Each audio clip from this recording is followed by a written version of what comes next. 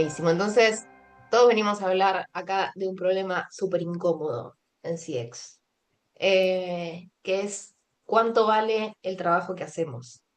Nosotros sabemos cuánto nos cuesta. El tema es cuánto podemos demostrar que vale. Y, y eso, lamentablemente, tenemos que demostrarlo con montos de dinero, ¿no?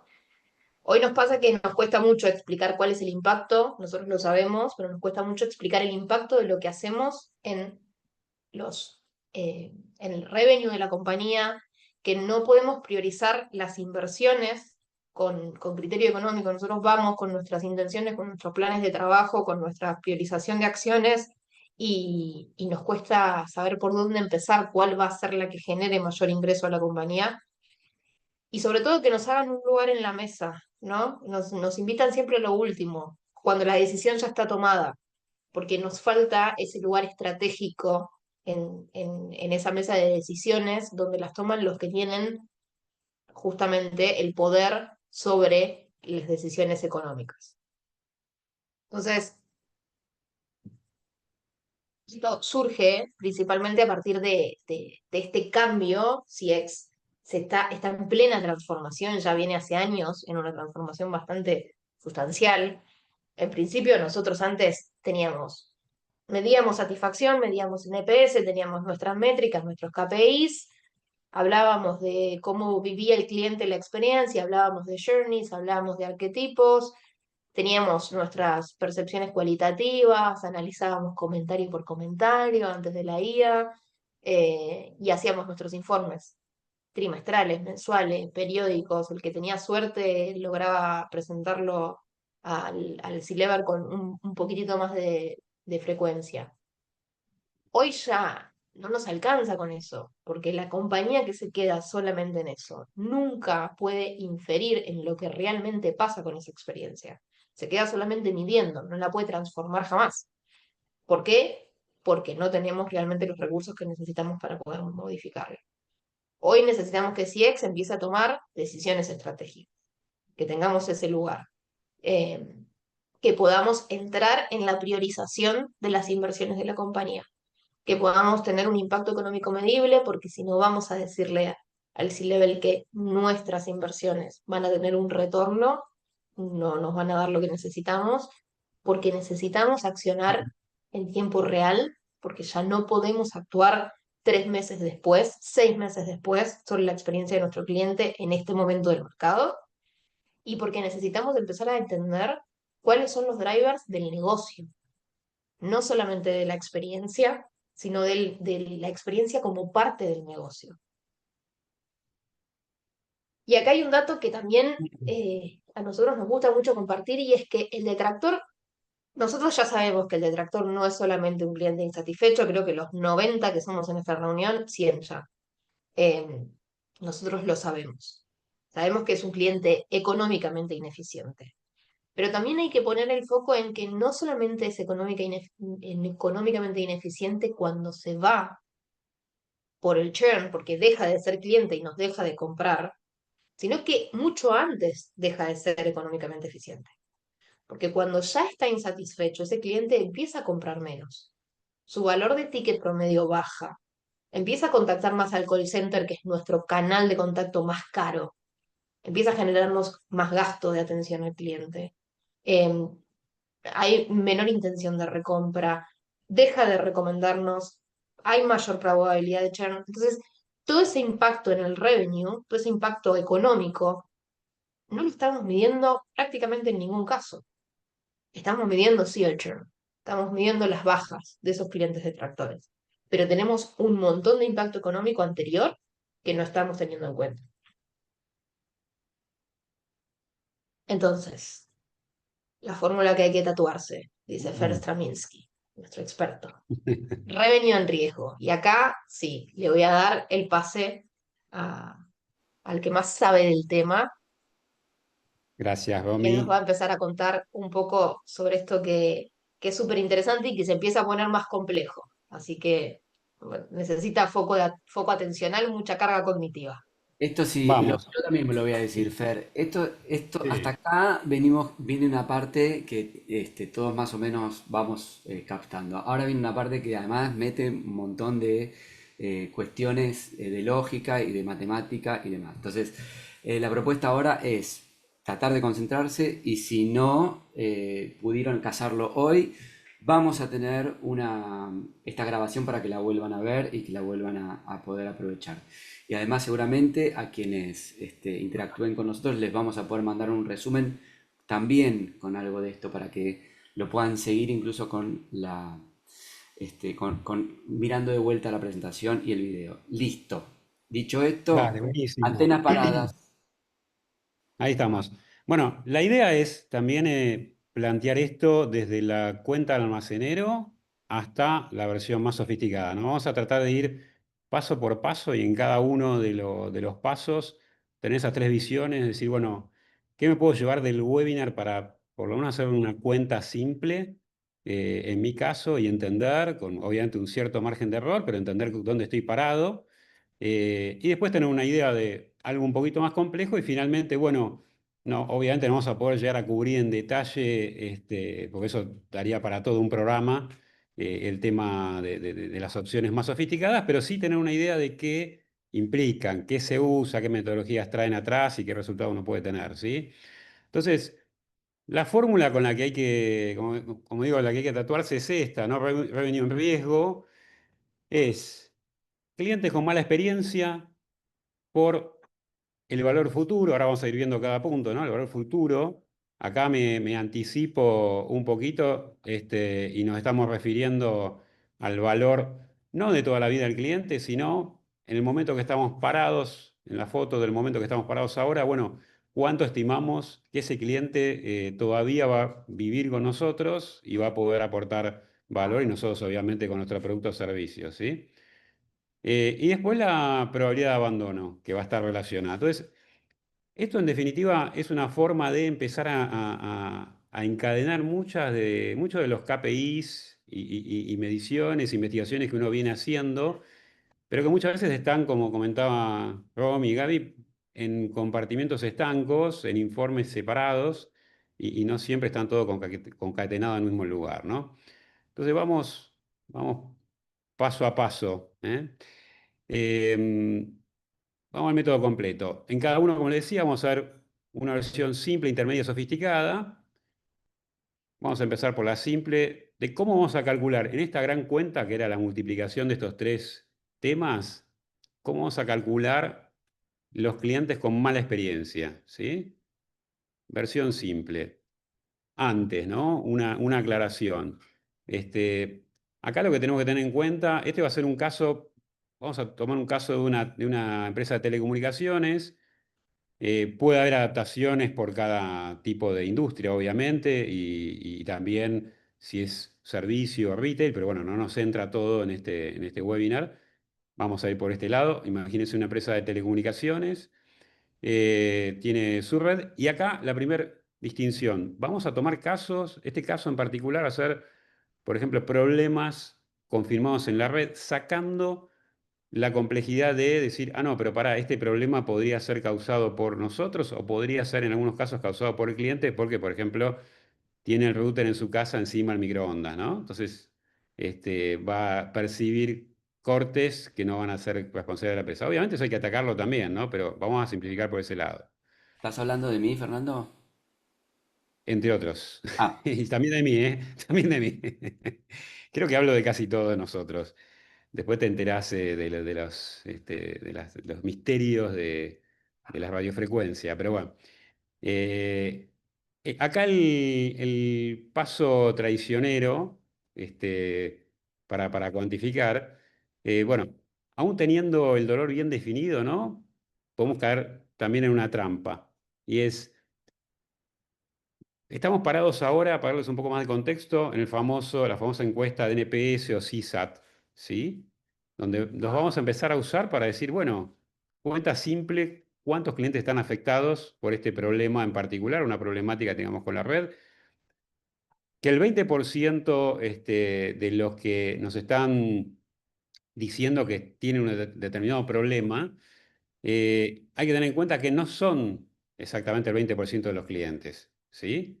Si bien uno quiere proyectar eso, y por ejemplo en un caso de una base de 1 millón de clientes, responden, supongamos, un 8% de la cartera, y un 20% de ese 8% nos dicen, tengo ese dolor en particular, no sé, se cortó, no estoy teniendo buena señal, supongamos, ¿no?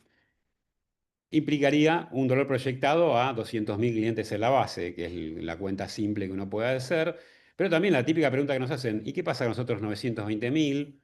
Eh, Ahí obviamente podemos entrar y hay mucho hilo y tela para cortar en este tema, para ver cómo hacemos más sólida esa proyección.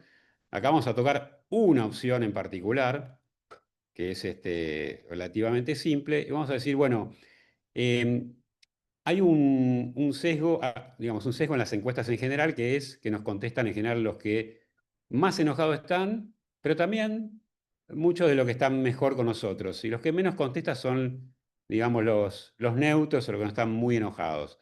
Bueno, de nuevo, estamos en el contexto de cuenta simple, ¿no? Y esto nos vamos a estar basando en estudios que se han hecho, por ejemplo, el estudios de Bain, etcétera, donde lo que nos podrían dar es que hay entre un 20 y un 40% de clientes ante una insatisfacción que en definitiva no la están expresando en el número proyectado que estamos teniendo, ¿no? Entonces, si a nosotros nos da el 20%, podemos pensar que entre un 20 y un 40% más sobre ese número va a ser el número más realista de los que están disconformes o afectados por ese problema, ¿no? Entonces, ahí ya nos paramos entre 240 y 280 con un punto medio de 260 y tenemos un primer número, ¿no? Con una cierta metodología, un cierto respaldo atrás. Vamos a una complejidad intermedia, y acá se complica un poquitito más, ¿no? ¿Qué hay acá? Esta, este cuadrante lo que está explicando es, en las filas, la fila de arriba dice si en la red de la empresa de telecomunicaciones hubo un evento confirmado o un evento, un problema, ¿no? Confirmado o no, ¿no? Hay clientes que no fueron afectados por un evento y clientes que sí fueron afectados. Todo lo de la línea superior sí fueron afectados. Y después las columnas nos dicen lo siguiente. La primera columna es clientes que no respondieron directamente a la encuesta de NPS o el CSAT. La segunda es los que respondieron y dijeron sí, tuve este problema. Y la tercera, respondieron pero no mencionaron el problema. ¿Sí? Los tres cuadrantes que están acá marcados, dos de estos cuadrantes, los del medio, el que está afectado real es el que nos dijo que sí, y además vemos en la red cruzados los datos de esos clientes que efectivamente tuvieron ese problema, es un afectado real. El punto D serían, si nos dice que tuvo el problema, en la red no lo detectamos, bueno, ahí es un punto para empezar a investigar un poco más, pero en la percepción del cliente está el problema. Y después se le suman los que no respondieron, pero sí los vemos que están afectados. En ese caso, lo que se hace, la estimación digamos, tiene un poco más de sustento, ahí les pongo un poco el origen, la fuente, ¿no? Es lo que le llama reweighting, ¿no? Que sería como un rebalanceo. ¿Qué se hace? Decir, bueno, se toman los clientes. Se trata de entender los arquetipos de los clientes que fueron afectados realmente, ¿sí? O sea, por ejemplo, en qué proporción correspondían a una cierta región, en qué proporción tenían determinadas características de comportamiento, de llamados, etcétera, lo más extensivo posible, y se buscan grupos similares en el grupo que estuvo confirmado, en el que sería el grupo A, ¿no? Que tuvo un evento pero que no contestó la encuesta. Entonces de ahí vamos a poder sacar un número adicional y vamos a tener, en teoría, un poquito más de precisión. Entonces, estamos con los afectados reales, los A más C, y los D, eso sumarían los que podemos estimar en este intermedio. Bueno, y en el sofisticado, ya nos vamos un poquito más ahí, lo que podemos tomar es data operativa, ahí tomamos toda la data operativa de la red, lo que pasa con los modems, etcétera. todas las interacciones de los clientes, chat, llamadas, red, etcétera, redes, todo lo que se levante de esas interacciones, todas las encuestas, e inclusive un modelo predictivo de churn por cliente, en este caso modelo predictivo de churn involuntario, y hay una herramienta, nosotros, bueno, nombramos puntualmente Xminder, que es la que desarrollamos nosotros, pero bueno, herramientas de ese estilo, que no hay muchas en el mercado, pero están empezando a ver, que tiene una mirada cross de todos los inputs de lo que puede estar afectando al cliente, ¿no? En ese caso, lo que van a estar haciendo es algo similar a lo que vimos en el caso anterior, pero con un análisis muy minucioso, caso a caso, con mucha más evidencia, porque tenemos también un montón de fuentes más. Entonces vamos a tener, por un lado, una posible, digamos, estimación mucho más certera de todos los clientes que fueron afectados por esos problemas. Imagínense que con este tipo de herramientas nosotros podemos estar cargando una encuesta, ¿no? Esta misma encuesta que hablábamos de su satisfacción, por ejemplo, con, no sé, el nivel de señal, que puede ser la problemática que vamos a analizar, y estar traqueando en todas las redes sociales, especialmente en todo lo que es llamados y chats, donde los podemos tener identificados, eh, automáticamente ver quiénes también estuvieron afectados, o por lo menos dicen que estuvieron afectados, nos lo expresaron de alguna forma, y cruzarlo con los datos duros de la red, y además cruzarlos con un modelo de churn predictivo, ¿sí? Bueno, eso es lo que nos daría es el valor mucho más preciso. Todavía lo que estamos analizando son la cantidad de clientes con mala experiencia, ¿sí? ¿Hasta ahí vamos bien? Seguimos. Sí, Fer. Entonces, esto sería como la síntesis, ¿no? En el primero vimos más o menos que podemos estar entre 200 y 240 mil. En el intermedio, en un caso, esto lo hicimos con un caso particular, con datos reales, pero más o menos para que tengan una idea, nos da 230 mil, en el sofisticado nos da 255 mil. ¿Sí? Entonces, nada, como una heurística, supongamos, y vamos a hacer el cálculo simple, vamos a tomar lo que estaría más a mano rápidamente, y para tratar de ser conservadores, 200.000 clientes afectados, ya tenemos el primer número de la cuenta. ¿Sí? Bueno, vamos al segundo punto que sería el valor futuro. ¿Sí? Acá entramos a conceptos un poco menos habituales para nosotros y más cercanos al mundo de finanzas, ¿no? Vamos al simple. Lo que le llamamos lifetime value, ¿sí? Que eso seguramente muchos de ustedes lo han escuchado, es el valor económico, en definitiva, que nos aporta cada cliente, y obviamente se puede sacar un promedio en toda su vida como con nosotros, ¿no? Que es la base normalmente que se toma para el ROI. Pero ¿qué pasa? Como le decía antes, ¿no? Al principio, eh, está mal tomar el lifetime value, el customer lifetime value completo, porque la realidad es que no estamos en el momento cero de nuestros clientes, estamos en un momento dado para cada uno en una foto en un momento puntual, ¿sí? Entonces, lo que vamos a tomar es una medida que se llama Future Lifetime Value, ¿sí? Es parados en el momento actual, qué es lo que nos va a traer cada cliente en función de la vida útil todavía que le quede con nosotros, ¿sí? Em, entonces, esto acá estamos haciendo un doble clic en este Future Lifetime Value, ¿sí? ¿Y cómo se calcula? Se toma lo que es, ahora les voy a explicar por las dudas, ¿no? Cada uno de estos indicadores. Se toma el ARPU promedio, estamos ahora en el modelo simple, ¿no? Modelo cuenta almacenero. El ARPU promedio, ¿no? Que sería el revenue, la facturación promedio por cliente, ¿sí? Em, por año, ahí sí tomamos el promedio abierto. Se toma también el margen, ahí tenemos que ver con finanzas, bueno, ¿cuál es el margen promedio a nivel compañía, ¿no? Porque obviamente tenemos costos y el ingreso es lo que nos interesa ver, y más para cuantificar y monetizar, es decir, bueno, ¿cuánto se queda la compañía de ese ARPU? Y después se lo multiplica también por, bueno, ¿cuál es la vida remanente en años? ¿Sí? El cálculo de almacenero de esto sería la fórmula 1 dividido churn, ¿sí? Entonces, por ejemplo, si nuestro churn anual es del 20%, que acá es lo que tomamos como un número de ejemplo, que muchas veces no está muy alejado de la realidad, ese 1 digo 20% nos da 5, o sea, lo que quiere decir que tenemos un promedio, en promedio nuestros clientes viven con nosotros 5 años, ¿no? Y esta cuenta termina dando $500 por cliente. Que tampoco se aleja mucho, muchas veces en América Latina se puede estimar, depende, ¿no? del producto o servicio y el target, entre 250, en promedio de 500, en muchos casos hasta 800 o $1000, en los casos más de segmento alto. Pero bueno, esto ya nos da una idea. En cada una de estas yo podría obviamente hacer un doble clic y por qué la vida permanente se calcula de 1 digo churn, pero bueno, no, si nos metemos tanto, no vamos a poder cubrir lo que queremos ver. Eh, Después vamos al intermedio, ¿sí?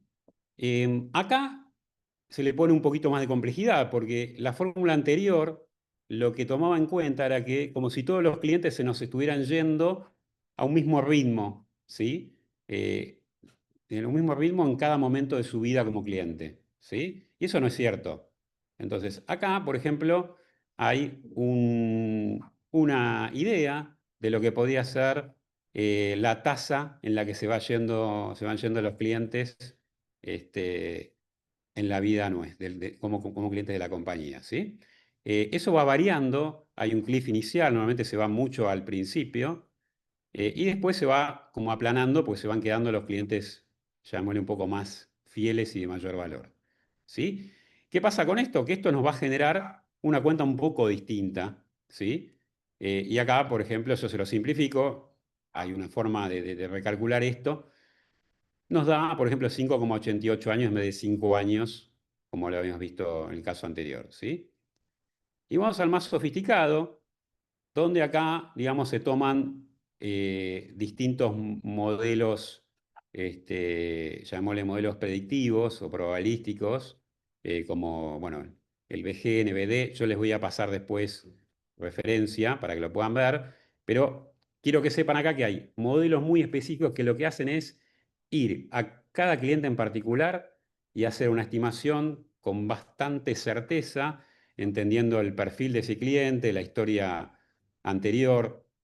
Bueno, imagínense inclusive en plataformas como les comentaba, que consolidan distintas señales que hasta ahora nosotros muchas veces en lo que es Customer Experience no teníamos los miles y miles de contactos que ocurren en el contact center, todo el comportamiento del cliente que podemos rastrear de toda la información operacional, de qué hizo en la web, qué hizo en el uso de su producto, etcétera. Entonces, ahí sí nos empieza a dar algo mucho más certero. Y acá agrego un punto adicional muy importante, que hay lo que habla acá de asimetría, ¿no? Que es un concepto que trae muy fuerte Peter Fader. Que es, bueno, acá también vamos a estar mirando el famoso Pareto, ¿no? Que el menor porcentaje de clientes nos trae el mayor revenue y tienen comportamientos muy distintos del resto. Entonces, acá vamos a estar tomando para este valor futuro también estos microclusters o segmentos de clientes y su valor futuro mucho más afinado, ¿sí? Entonces, acá el valor futuro, lo que es la vida promedio, sí se va bastante más arriba, 7,5, y el ARPU también se va mucho más arriba y el margen, ¿sí? Entonces, nos está dando por ahí un cálculo, ahí sí, bastante distinto. De nuevo, es un camino que hay que recorrer, es un camino mucho más complejo, ¿sí?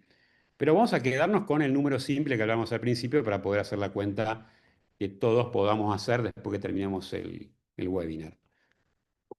Bueno, a ver cómo venimos con los tiempos. Creo que venimos relativamente bien.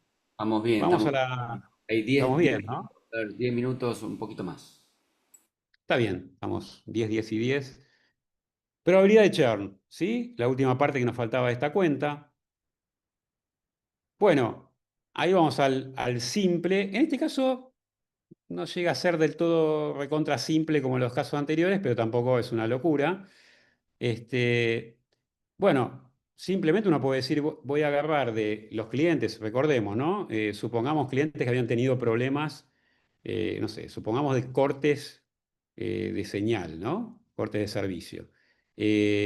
Nosotros podemos ver de ese segmento, determinamos, supongamos, con la encuesta de NPS, después ustedes vieron que los podemos determinar en forma mucho más fina, pero supongamos que nos vamos a lo más simple. Tuvimos un X% que tenían ese problema, y acá supongamos que eran un 40% los que están confirmados o fueron afectados.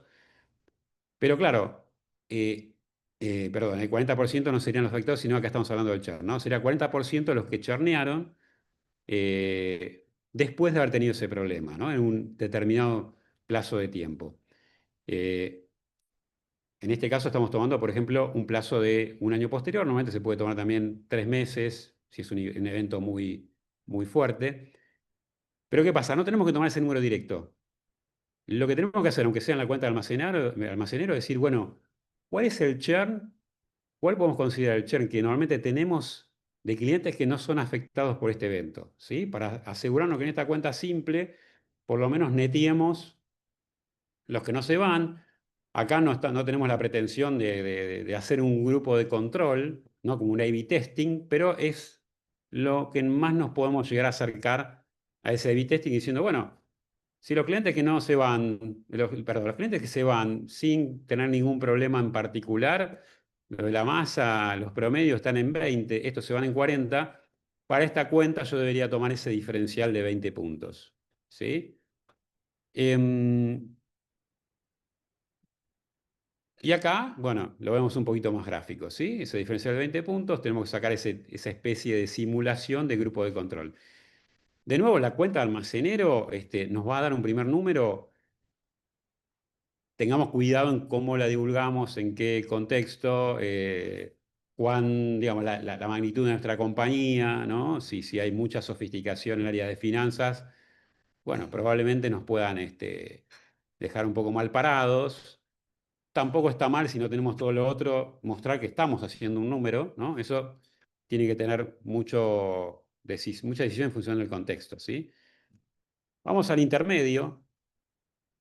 Y acá entran, en estos intermedios, no son intermedios de nuevo tan fáciles, pero sí se dan cuestiones, si quieren, similares, ¿no? Entonces acá es un poco agarrar y segmentar, hacer un tratamiento, ¿no? De clientes con elemento confirmado y sin elemento confirmado, similar a lo que vimos en el caso anterior, pero acá lo que se recomienda usar son dos modelos que no son tampoco tan complejos de usar, que es el Propensity Score Matching, que es básicamente un modelo similar a lo que vimos en el caso, el primer caso, ¿no? En el caso anterior, donde decimos busquemos eh, clientes que se parezcan a los clientes que fueron afectados a nivel de su perfil, de nuevo lo que uno podría decir su arquetipo, pero su arquetipo duro, ¿no? No estoy hablando del arquetipo soft, con el cual muchas veces se trata de perfilar a la base, ¿no? Sino realmente de data que nosotros podamos mapear en toda la base y ahí empezar a machear estos clientes y poder decir, bueno, en función de esto puedo empezar a calcular o hacer una estimación un poco mejor de ese grupo de control y poder decir, bueno, con un poquito más de certeza, salir de esa cuenta más bruta de solo lo comparo contra un promedio. Ahora estoy comparándolo y digo, bueno, los clientes que están con una cierta configuración similar son los que voy a estar realmente comparando contra este grupo, ¿sí? Después hay otro, digamos, lo que sería el DID sería como el paso siguiente, ¿no? Sería la comparación en sí, difference in differences, ¿no? Eh, sacar esa diferencia, atribuirle al punto de dolor. Y finalmente el más sofisticado, para que tengamos una idea acá, también ya hablamos de modelos de clasificación predictiva. Entonces acá lo que vamos a estar haciendo, acá son ejemplos de modelos que se pueden llegar a usar, el XGBoost, Random Forest, para que ustedes tengan por lo menos una idea de qué pedir, ¿no? Ahí lo que se hace es un poco este trabajo que dijimos anteriormente, que les conté anteriormente, pero hecho mucho más en serio y no tan a mano.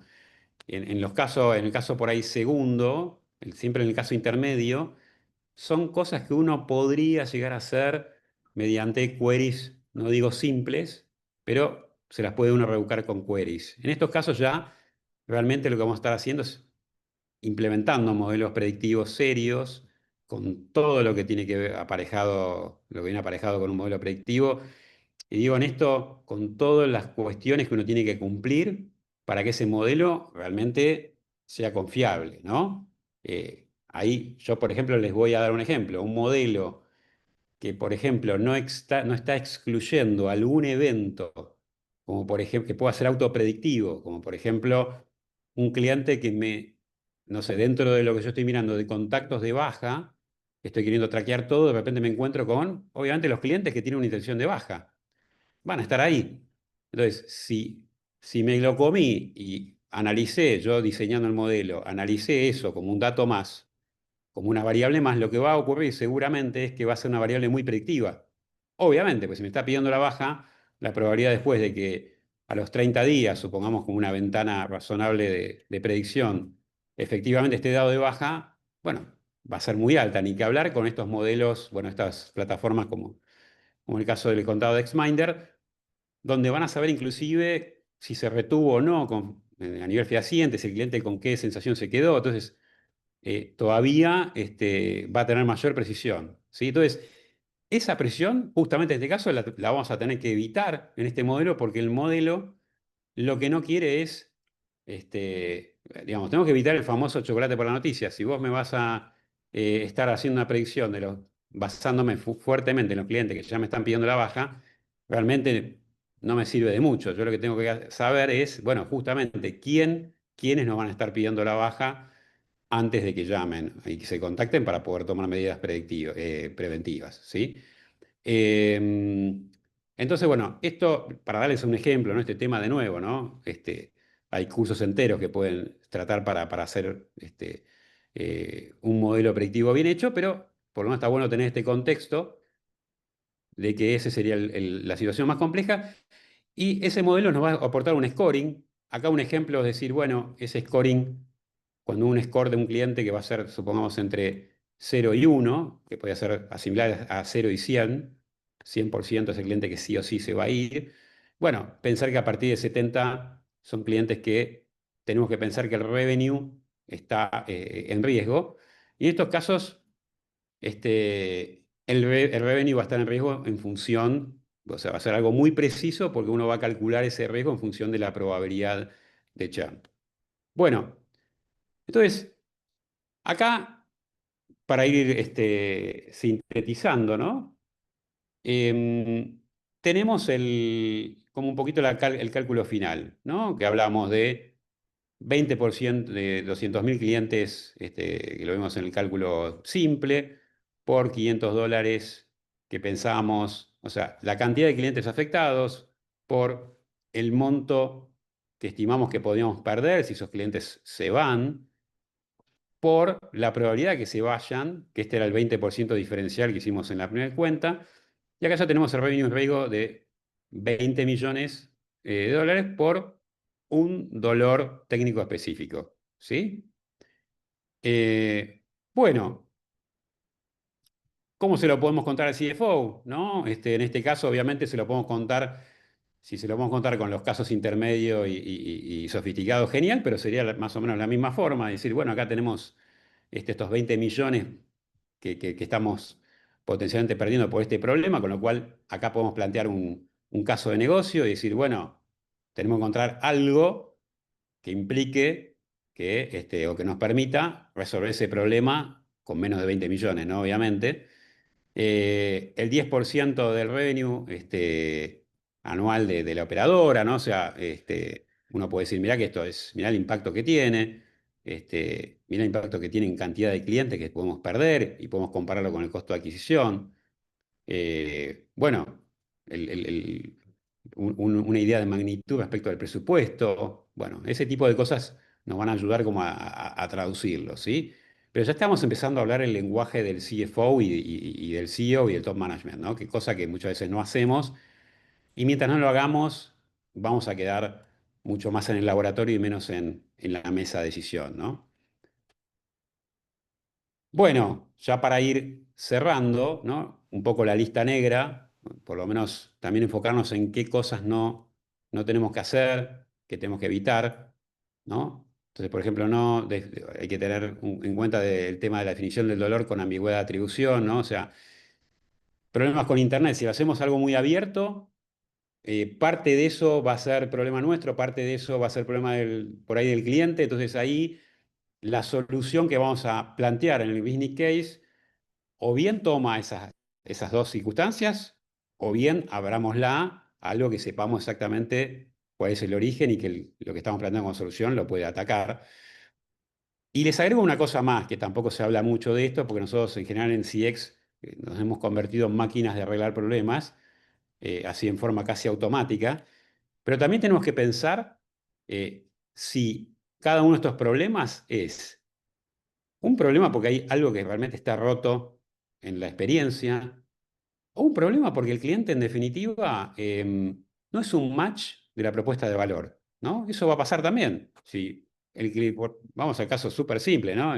Se está quejando del precio. Bueno, puede ser que en algún caso esté ok y en algún caso también tenga que ver, sea tan grande que nos esté avisando a nosotros que nuestra propuesta de valor viene mal. Pero muchas veces no, entonces tenemos que también hacer esa distinción, ¿sí? Se puede proyectar linealmente el NPS en toda la base, sin corregir el sesgo de no respuesta, es un problema, ¿sí? Lo que hablamos al principio. Hay que trabajar ahí. Después, bueno, usar el LTV en vez de FLB, como vimos, es un problema también, hay que evitarlo, ¿no? Olvidar el grupo de control para medir el churn diferencial.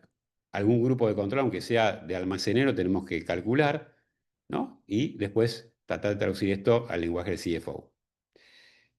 Bueno, Romy, voy a dejar de Así, presentar acá. vale, Muy voy bien, yo. a Miki con el tiempo te quiero decir, ¿eh?